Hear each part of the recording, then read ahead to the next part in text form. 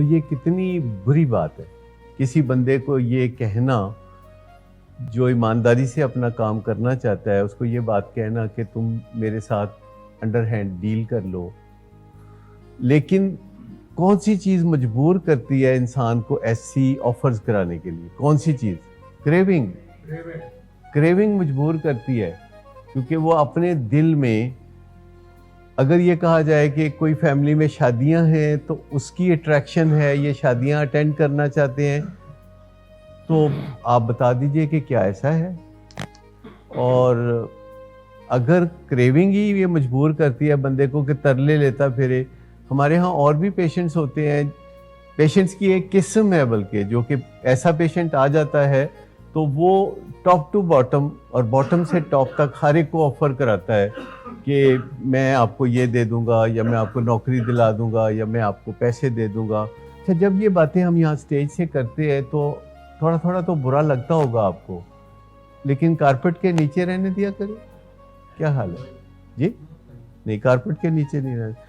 تھوڑی سی رنجش ہو جائے گی جب ہم ذکر کریں گے، اور پھر وہ رنجش ختم ہو جائے گی، پھر آپ سے ایک نئے تعلق کا آغاز ہوگا، ایک دوستی کا آغاز ہوگا، اور دوستی ہو جاتی ہے تو اصل علاج شروع ہوتا ہے. اور یہ بات سب کے سمجھنے کی ہے کہ کسی بھی ڈاکٹر اور پیشنٹ کے درمیان آخرکار دوستی کا آغاز ہونا چاہیے.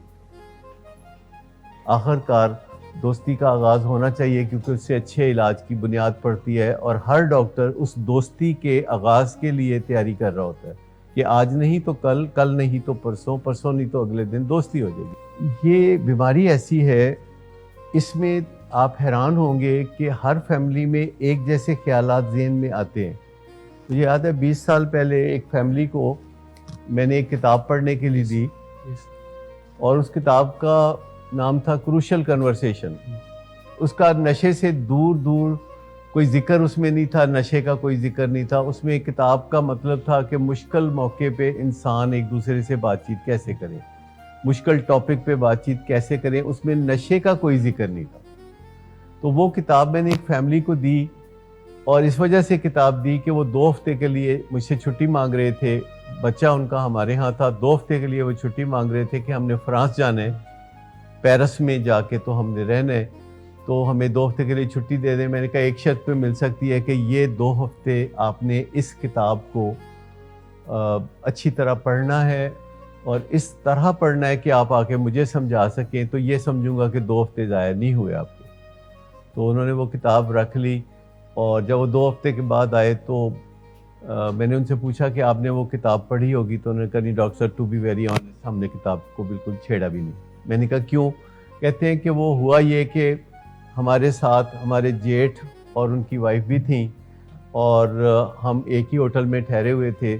تو میں نے کہا کیا آپ ایک دوسرے کے کمروں کی تلاشیاں بھی لے رہے تھے اور ایک دوسرے کے سوٹ کیسوں کی تلاشیاں بھی لے رہے تھے؟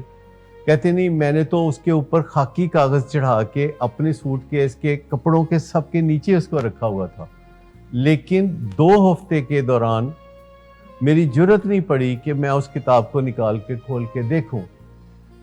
اور اس کے بعد میں نے ان سے سوال کیا کہ کیا ایک ہی گھر میں جوائنٹ فیملی میں رہتے ہوئے آپ کے جیٹھ کو اور ان کی وائف کو نہیں پتا کہ آپ کے بچے کا کیا حال ہے اور بچہ کس دور سے گزر رہا ہے؟ کہتے ہیں ڈاکٹر صاحب پتا تھے سارے نہیں. اس کے باوجود ایک ٹرینڈ ہوتا ہے جسے شیم کہتے ہیں، جو نشے کی بیماری کا حصہ ہے، اور ماہرین کہتے ہیں کہ نشے کی بیماری سے نجات حاصل کرنے سے پہلے آپ کو شیم سے نجات پانی ہوگی.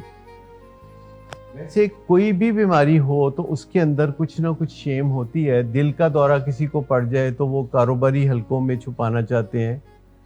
اگر شوگر کی بیماری ہو تو وہ بھی نہیں بتانا چاہتے، یا کوئی بھی بیماری ہو تو لوگ ایک دوسرے کو بتانا نہیں چاہتے، اور اس سے فائدہ نہیں ہوتا، اس سے نقصان ہوتا ہے. اور ماہرین چاہے کسی بھی بیماری کے ہوں، یا جو عقل والے لوگ ہوتے ہیں، جو دانشور ہوتے ہیں، وہ کہیں بھی آپ کو مل جائیں، وہ آپ کو سچ بولنے کے لیے کہیں گے. سچی بات ہے کہ سچی بات نہیں ہے کہ کہیں بھی دنیا میں جو ویل میننگ پیپل ہوں گے جو اچھی قسم کے لوگ ہوں گے، جو بہتر قسم کے لوگ ہوں گے، وہ آپ کو جھوٹ کی بجائے سچ کی طرف راغب کرنا چاہیں گے، وہ آپ کو ہمیشہ یہ کہیں گے۔ اور جو ہم باتیں یہ کرتے ہیں، ہمیں بڑی مشکل ہوتی ہے آپ سے باتیں کرنے کے لیے۔ آپ اونچی جگہ پہ ہیں ہمارے لیے، ویسے تو ہم یہاں سٹیج پہ کھڑے ہو کے بات کرتے ہیں تو لگتا ہے کہ ہم اونچی جگہ پہ ہیں، لیکن میں آپ کو بتاؤں کہ سچی اور کھری حقیقت یہ ہے کہ آپ ہمارے لیے اونچی جگہ پہ ہیں۔ ہم تو آپ کی خدمت کی جگہ پہ ہیں نا، اور ہمیں یہ سچی باتیں کرتے ہوئے بعض اوقات بہت زور لگانا پڑتا ہے۔ ہم کہتے ہیں کہ کوئی برا نہ منا جائے، لیکن پھر ہم کہتے ہیں کہ اگر ہم بات نہیں کریں گے تو ان کو کوئی نقصان ہو جائے گا، تو کہیں کوئی نقصان نہ ہو جائے۔ لیکن ہمارے کام میں یہ مشکل ہے کہ ہم نے آپ سے دوستی بھی ڈالنی ہے اور آپ سے سچی کھری باتیں بھی کرنی ہے۔ اب یہ دو چیزیں آپس میں اکٹھے کرنا بہت مشکل ہوتا ہے کہ ہم آپ سے سچی کھری بات، کڑی نکتہ چینی بھی کر دیں اور پھر آپ سے دوستی کے خواہش مند بھی ہوں۔ ابھی چند دن پہلے ہی مجھے ایک دن صبح اٹھا ہی تو مجھے ایک وائس میسج آیا جس میں ایک فادر نے مجھے کہا کہ آپ بہت اچھے ہیں، میں آپ کی بڑی عزت کرتا ہوں، اور تعریف کچھ کی، اور اس کے بعد کہا کہ پر آج میں آپ سے کوئی شکوہ کرنا چاہتا ہوں، آج میں آپ سے کوئی گلہ کرنا چاہتا ہوں، اور وہ شکوہ یہ ہے اور وہ گلہ یہ ہے کہ اب آپ نے میرے بیٹے سے دوستی ڈال دی ہے اور آپ اس کا علاج صحیح طریقے سے نہیں کر رہے۔ تو میں نے اس کے بعد پھر ان سے فون پہ بات کی تو انہوں نے کہا ڈاکٹر صاحب بس میں صرف تھوڑا جگانا ہی چاہ رہا تھا آپ کو۔ میں کہا میں سویا نہیں ہوا تھا، پر آپ نے مجھے جگانا اگر چاہے تو اچھا کیا ہے۔ انہوں نے کہا جی آپ نے میرے بیٹے سے دوستی ڈال دی ہے۔ میں نے کہا کیسے؟ کہتے ہیں کہ جی اس کے یورین میں پازیٹیو آ رہی ہے مورفین تیسری دفعہ، اور آپ نے اس کو ری ایڈمٹ نہیں کیا۔ اور میں نے کہا میں نے اس سے بات تو کی ہے، میں نے اس سے بات کی ہے کہ آپ کا یورین پازیٹیو آ رہا ہے، آپ سیشن بھی اٹینڈ کر رہے ہیں، اور کوئی فگر آؤٹ کریں طریقہ کہ ہم اس ندامت سے بچ جائیں۔ میرے دوست ہیں یہاں بیٹھے ہوئے ہیں تقاصر، اور اس میں کوئی شک نہیں کہ میرے ساتھ ان کی دوستی ہے، ہم واک بھی کرتے ہیں، سب کچھ کرتے ہیں۔ اور اس دوران مجھے 3 دفعہ پتہ چلا کہ ان کی رپورٹ پازیٹیو ہے، تو میں نے تینوں دفعہ ان سے بات کی کہ کوئی حل نکالیں۔ انہوں نے کہا میں حل نکالتا ہوں، اور وہ سیشن میں بھی آ رہے تھے اور یہ کام بھی بیچ میں تھوڑا تھوڑا کر رہے تھے، زیادہ نہیں کر رہے تھے، کیونکہ جب پھر ان کو انڈور کیا ہے تو ان کو کوئی میڈیسن نہیں دی اور ان کو کوئی وڈرال نہیں ہوا، جس کا مطلب ہے کہ وہ اپنی بیماری پہ قابو پانے کی کچھ کوششیں کر رہے تھے۔ اور ان کے والد جو ہے وہ سمجھ رہے تھے کہ میں کوئی لاپرواہی برت رہا ہوں، جبکہ میں فکر مند تھا اور ان سے ذکر کر رہا تھا کہ دیکھو بھئی آپ کچھ رستے نکالو ایسے، اور وہ کہہ رہے تھے کہ میں رستہ نکالتا ہوں۔